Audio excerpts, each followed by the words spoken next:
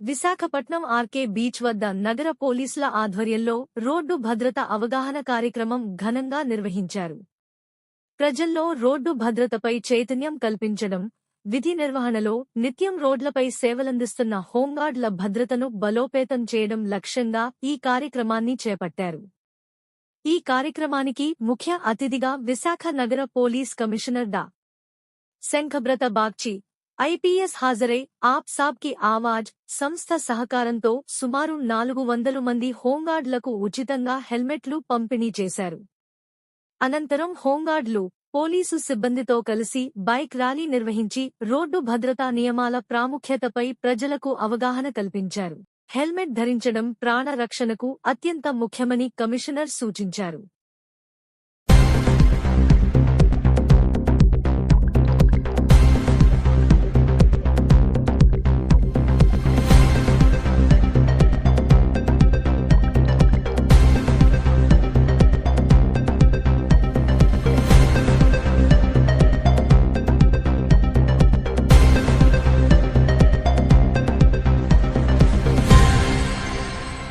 आपकी आवाज़ प्रेसिडेंट गौरव श्री वल्लमूडी शिवकुमार गारी की, आपकी आवाज़ वाइस प्रेसिडेंट श्री भाविशेट्टी किरण कुमार गारी की, माँ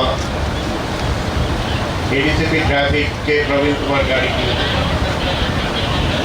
इక్కడికి వచ్చేసిన traffic, crime, law and order wing, home guards అందరికీ,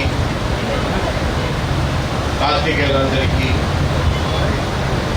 శుభాకాంక్షలు. Good morning to you all.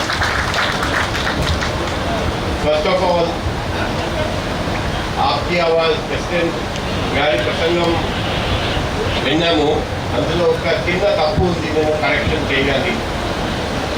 ఇక్కడ అందరూ హోంగార్డ్సే? అందరూ హోంగార్డ్సా? ఓకే. మీ అందరికీ 30 లక్షల వరకు హెల్త్ ఇన్సూరెన్స్ చేయడం జరిగిందా? ఎవరికి చేయడం జరిగింది? చేతులు ఎత్తండి.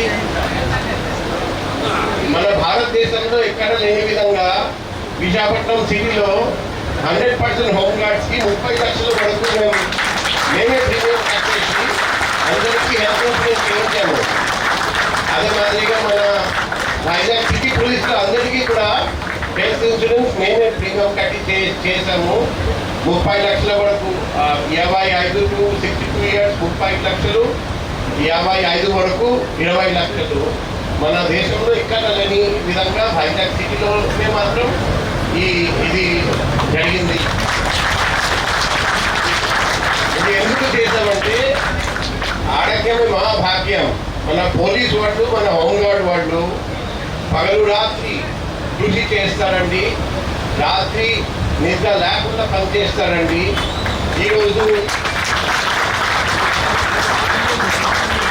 ఈరోజు పద్మనాభంలో, రేపు దువాడలో, ఎల్లుండి విజయవాడలో, ఆ రోజు నుండి శ్రీకాకుళంలో ఎక్కడ డ్యూటీ ఇచ్చినా అక్కడికి వెళ్ళి చేస్తారండి. ఫ్యామిలీని పట్టించుకోకుండా, సొంత ఆరోగ్యం గురించి ఆలోచించకుండా పనిచేస్తారండి. సో ప్రజలు క్షేమంగా ఉన్నారంటే, వాళ్ళు హాయిగా రాత్రి కూడా ప్రజలు నిద్రపోతున్నారంటే పోలీస్, హోంగార్డ్ కృషి వల్లనే ఇది జరుగుతుంది. ఇప్పుడు ఆప్కి ఆవాజ్కి ధన్యవాదాలు, హృదయపూర్వక కృతజ్ఞతలు తెలియజేస్తున్నాం. ఇది చాలా చక్కటి కార్యక్రమం. నాకు ఆప్కి ఆవాజ్ ఎన్జిఓ ఉందని నాకు ఐడియా లేదు. ఆయన స్వయం కాల్ చేసి స్వయం ఆఫర్ చేశారండి. అది చాలా మంచి ఇనిషియేటివ్ ఇది. ఎందుకంటే ఒక వ్యక్తికి రోడ్ ప్రమాదంలో గాయాలు తగిలితే, లేకపోతే రోడ్ ప్రమాదం వల్ల ఎవరైనా చచ్చిపోతే ఆ వ్యక్తి కాదు, మొత్తం కుటుంబం వాళ్ళ పరిస్థితి ఏంటి మనం ఆలోచించాలి. మన దేశంలో ప్రతి సంవత్సరం 11 లక్షల, ఇంచుమించు 11,90,000 మంది రోడ్ ప్రమాదంలో చనిపోతున్నారండి మన ప్రపంచంలో. మన భారతదేశంలో ప్రతి సంవత్సరం దాదాపు 2.5 లక్ష మంది రోడ్ ప్రమాదంలో చనిపోతున్నారండి. చనిపోతున్న వాళ్ళ గురించి చూస్తే మనం చూస్తాము 5 నుండి 29 వయసు గల వ్యక్తులే ఎక్కువ, టీనేజర్స్ ఎక్కువ. చిన్నపిల్లలు టీనేజర్స్కి మరణానికి కారణం నంబర్ 1 రోడ్ ప్రమాదం. ఈ రోడ్ ప్రమాదంలో కూడా చూస్తే 45% 2 వీలర్ మీద ప్రయాణం చేసేటప్పుడు చనిపోతున్నారండి. 2 వీలర్ మీద ప్రయాణం చేసేటప్పుడు చనిపోవడం ఎందుకు? తలకి గాయాలు తగ్గుతాయి, హెడ్ ఇంజరీ. ఈ హెల్మెట్ ధరిస్తే, హెల్మెట్ కూడా ISI మార్క్ ఉండాలి, BIS స్టాండర్డ్. అది కూడా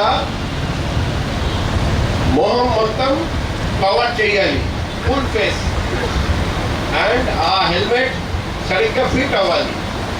అటువంటి హెల్మెట్ ధరించి ప్రయాణం చేస్తే అది కూడా 2 వీలర్ నడిపిన వ్యక్తి, పిలియన్ రైడర్ అందరూ హెల్మెట్ ధరించాలి 2 వీలర్ మీద ప్రయాణం చేసేటప్పుడు. చాలా మంది నాకు వైజాగ్లో కాల్ చేసి అడుగుతారండి, సార్ హెల్మెట్ నేను ధరిస్తాను, నేను బండి నడుపుతున్నాను, కానీ పిలియన్ రైడర్కి హెల్మెట్ ఎందుకు అంటే ఒకసారి మనం ఆలోచించాలి. నేను బండి నడుపుతున్నాను 2 వీలర్, నా ప్రాణానికి విలువ ఉన్నప్పుడు పిలియన్ రైడర్ ప్రాణానికి విలువ లేవా? అందరికీ హెల్మెట్ అందుకే అవసరం. 2 వీలర్లో ప్రమాదం జరిగితే బండి నడిపిన వ్యక్తికి ఎటువంటి ముప్పు ఉంది, పిలియన్ రైడర్కి దానికంటే ఎక్కువ ప్రమాదం ఉంది. ఎందుకంటే యాక్సిడెంట్ జరుగుతుందని డ్రైవర్కి 1 నిమిషం ముందు తెలుస్తుంది. అతను కొంతవరకు ప్రికాషన్ తీసుకోవచ్చు లాస్ట్ మూమెంట్లో, కానీ పిలియన్ రైడర్కి తెలియదు. ఆ పరిస్థితుల్లో పిలియన్ రైడర్కి ఖచ్చితంగా హెల్మెట్ అవసరం. అది మనం అర్థం చేసుకోవాలి. ఈ హెల్మెట్ ధరిస్తే మరణం, రోడ్ ప్రమాదం వల్ల మరణం దాదాపు 6 times తగ్గిపోతుంది. సీరియస్ హెడ్ ఇంజురీ 88% తగ్గిపోతుంది. బ్రెయిన్ ఇంజురీ 44% తగ్గిపోతుంది. ఇది మనం గుర్తుపెట్టుకోవాలి. అండ్ ఆప్కి ఆవాజ్ ప్రెసిడెంట్ గారి ప్రసంగంలో ఒక చాలా ముఖ్యమైన మాట ఉంది. ఈ మెసేజ్ అందరికీ తెలియజేయాలి. మిమ్మల్ని చూసి అందరూ నేర్చుకోవాలి.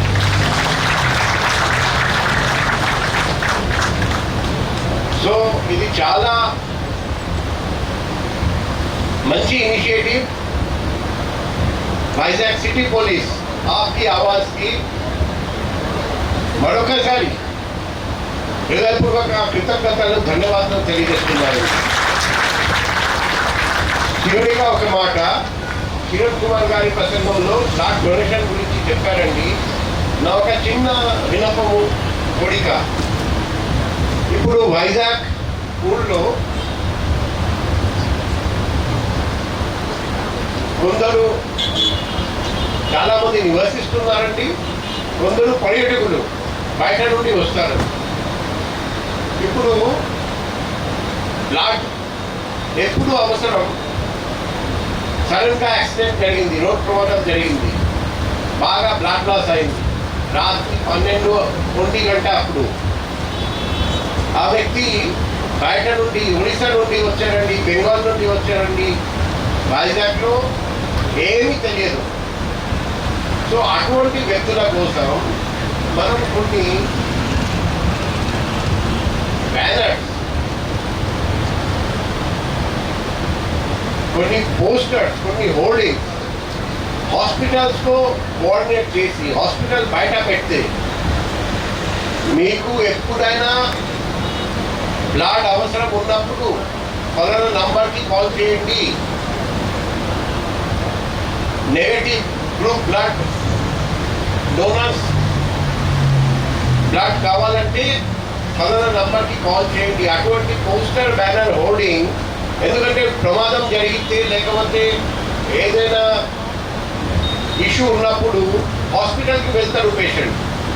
అక్కడికి వెళ్ళిన తర్వాత డాక్టర్ చెప్తారండి ఇప్పుడు బ్లడ్ అవసరం 2 బాటిల్స్ 4 బాటిల్స్. అప్పుడు అతను దిగులు పడతారు, ఈ రాత్రి పూట నాకు ఏమీ తెలియదు, ఎక్కడి నుండి బ్లడ్ దొరుకుతుంది. ఆయనకు చెప్పడం జరుగుతుంది 4 బాటిల్స్ కావాలంటే మీరు 4 బాటిల్స్ డొనేట్ చేయాలి.